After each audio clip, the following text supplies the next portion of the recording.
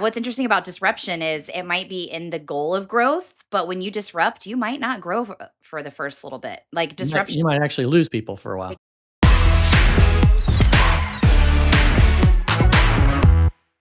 Hey, everybody, welcome to the Leading Smart podcast, season 3, leading in real time. Tim, can we share with the world that we think we're just going to do leading in real time like forever and ever? Amen. Yeah, are we gonna switch, like, at some point, are we gonna, like, take a 1-week break and then call it season 4? Yeah, we probably should. But, Yeah. the feedback we've been getting from all you guys is that you love this. And so we're just going to keep doing it. The leading in real time, the really tactical, practical topics seems to be working. So we're going to keep. And we're getting growing number of people listening or tuning in.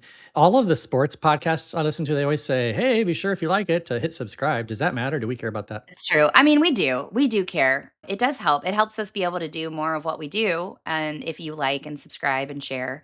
But it's funny because the people who are hearing this are the ones that already probably are subscribed. So Yeah. that's always the funny part. But if you're not, please do subscribe because it helps us show up so other leaders can know about us and all the things. Yeah, and if you listen on podcasts, you should know that there's a YouTube version in case you want to see our pretty faces. And if Mhm. you watch on YouTube and you wanna do it on the road, there's a podcast version That's where you right. can listen to us. Wherever you listen to podcasts. All right, Tim, we are going to keep this one short and sweet today because we both have I have a hard stop and so this will be like 20 minutes. But you and I have been on the road this week. I was in Nebraska. You were in Missouri, right? Los Angeles and Cape Girardeau, Missouri. That's awesome. But you sent me a voice memo yesterday and you were like, I think this might be a podcast episode. And I was like, yes, it is. So, succession is something that you and I are constantly thinking about, talking about, helping churches with. And so, you have identified 4 types of senior pastors that a church might need when they're thinking about their next stage of succession. So, let's take them. Well, first, where did this idea come from? Was this just like a light bulb moment at the airport yesterday or kind of been percolating? So, I was in conversation with a church leader, and we were talking about on 2 of these 4 types. We were talking about, their church who has gone through the succession process, and they're on the other side of it, of, like, kind of identifying the type of leader the type of phase that they needed, like, for that next season, which then kind of speaks to the type of leader they need to lead them through into that season. And based on your church history, it's like it can be different. So none of these 4 that we're gonna talk about are right. But one of them is probably right for your church if you're going into or thinking about going into succession soon. That's awesome. Okay, the first one is healing. Some churches need a pastor who's focused on healing the congregation. So this would be after a really tumultuous or hard time. You've led as an executive pastor in that season of healing at Yeah. Willow. So talk to us about what that one looks like. Yeah, I mean, I think it's what you said. It's like if a church has gone through a crisis, they lost their, senior pastor who got fired or died or left in kind of a scandalous mess kind of thing. That church may need for 2, 3, 4, 5 years, they just may need healing. They may need a sense of a loving father. They need someone who just kind of pastors them like a shepherd, like a true shepherd. And a lot of times, smaller churches are usually filled with pastors that are shepherds. Large churches aren't necessarily always that way. And so I think a church that's going through a season that's just been a rough season, and man, you come in with guns blaring, and it's not going to be helpful to that congregation. They just need a season to heal. And it could be that your job, if you're that person, your job is like, I'm going to help them heal for the next 3 to 5 years. And then it might be a different kind of leader that takes them into the season after that. Yeah. Which leads us to the next one. Yeah. The next one is disruption, a leader who is a leader of disruption or leads in a season of disruption. Yeah. So if your church has been kind of on this very slow decline and we talked to lots of churches for 10, 20, 30, 40 years, like their heyday was in the 80s. And it's Mm. just been a slow decline ever since then, or it's been a slow decline for the last 10 years. You may need a leader that can come in with some disruption. We tell those churches, typically finding someone from within, like another pastor that's on staff to take the role, isn't going to bring you disruption because they've been part of the church for the last 5 or 10 or 15 years. They're probably going to lead very similarly to your previous pastor. You may need to bring someone in who is just going to, like, it's going to be a bit like they are going to come in with guns blazing. Hopefully, they have emotional intelligence enough to not do that on day one, and they actually take time to earn trust and kind of get the lay of the land. But probably like a year and a half into that, you're going to be like, oh wow, this church is really changing, and there's some excitement and there's some growing, but there's also some grief, and because we stopped doing some of the things we love doing, but we needed to if we're going to continue to reach our community. And this whole conversation that we're having is so important for boards to get aligned on what type of leader that they feel like they need in this next season so that when, for example, if you have agreed we need a leader of disruption and then that leader gets there and they start disrupting and then everybody's mad at them, maybe including the board, you have, documentation and board notes and writing to go back to go, "Oh yeah, this is what we Yeah. hired this person to do." I was talking to an organization this week at an event that I was at, and they had a leader for many years. Then they hired someone who moved their entire family across the country. And then that person was a disruptor and they were let go 9 months in. And so, yeah, they've disrupted their entire Yeah. personally their entire life to come lead it. And it's because the board felt like they were disrupting too much. Well, to me, that's on the board for not getting aligned on what they wanted and hiring the right person for that season. So, man, I feel like I just got on a soapbox, but probably because I am a disruptor, maybe this one got me a little bit of like, don't get mad at the disruptors if you have called them in to be and lead in a season of Yeah. disruption and get that right before you do the succession. So, And you're right. Like, agree on. I remember when Dave Dummett went to Willow, one of the questions he asked the board, not because he intended to do it, but because he wanted to test how willing they were to be disrupted.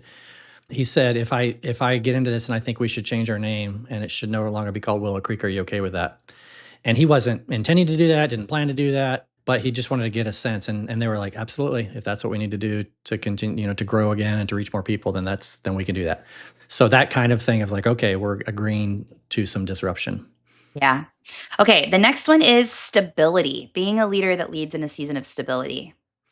Yeah, so that is a church that, I mean, you might be like on this kind of slow, like you're either like not declining, you're not growing, you've been stable, and you're fine with that. Like your board is like, we don't want to turn this thing upside down. We don't want to go into multi-site. We don't want to, have more people come in. Than we just want to be stable. Like what we're doing. A lot of churches they're less focused on reaching new people, and they're more focused on shepherding and growing and discipling their people, and they've been doing that for years and it's working fine. We need some stability. That's the time to actually, of these four we're talking about, that's probably the time to lean into an internal candidate, someone who's been your group's pastor, or a teaching pastor or a student pastor for years, and the church loves them and they understand the heart and DNA of the church, and they're just going to kind of continue doing what the church has been doing, and it's going to be great. And I think about Sean, who was Dave Dummett's successor at Willow. I think about, would you say that he's leading in a season of stability? Like, would you put that in I that? think he may be more of the next kind that we haven't talked Oh, okay. about. Yeah. Tell us about a pastor of momentum. So I think this, like, what momentum is, like, you don't need disrupted because things aren't bad. Things are good. Things are growing. Things are strong. And you might be like, we actually want to be twice our size in 5 years. We actually have X number of campuses. We want to double that. Like, we want to just continue to pour momentum.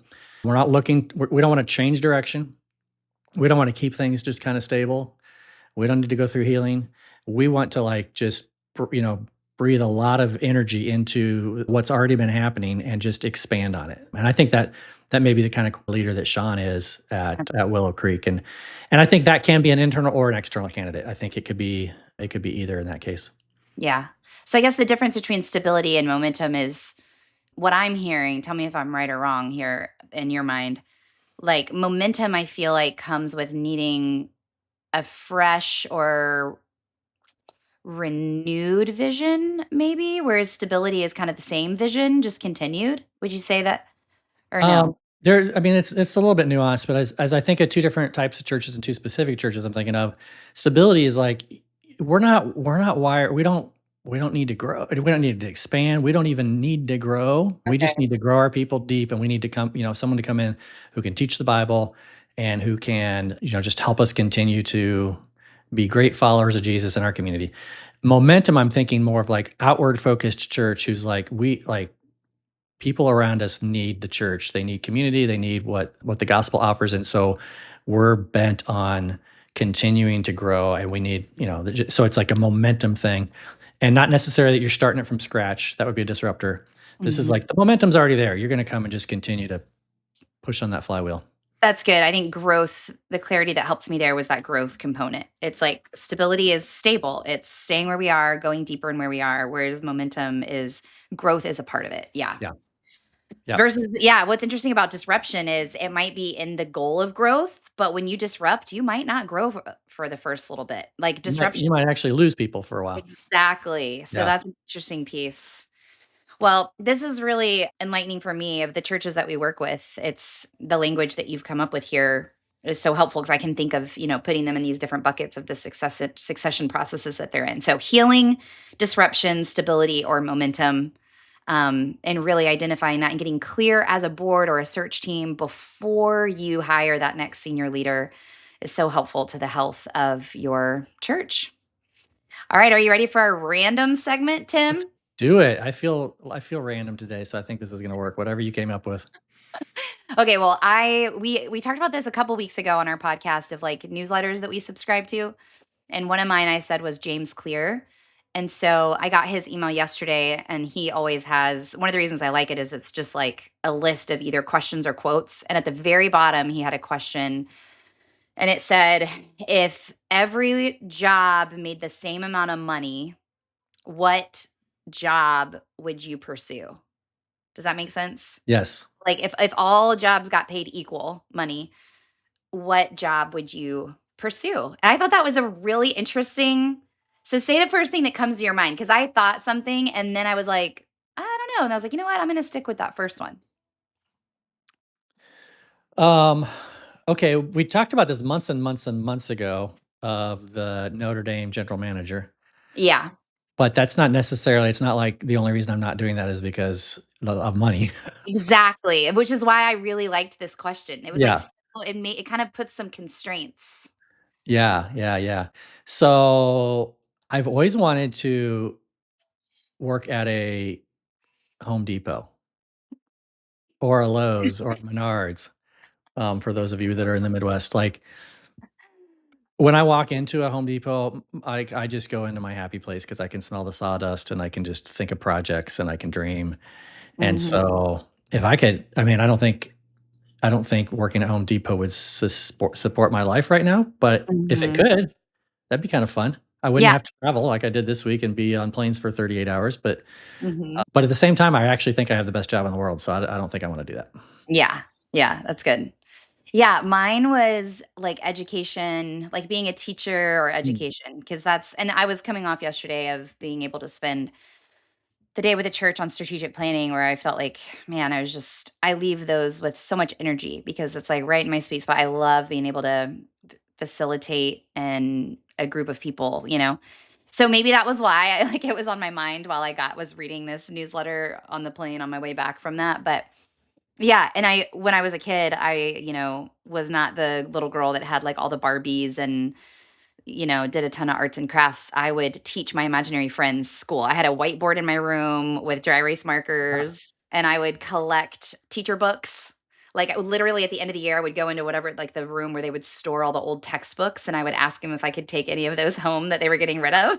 I was such a nerd. So That's yeah, great. I think it would be like to be a teacher or in education in some way. Well, you're fantastic at communication, you're great at galvanizing a room, so, you would crush that for sure. Thanks. It's because 'cause I've been galvanizing my imaginary friends for Yes, 37 they're still with you. They're Think I still just saw one pass behind you a minute ago.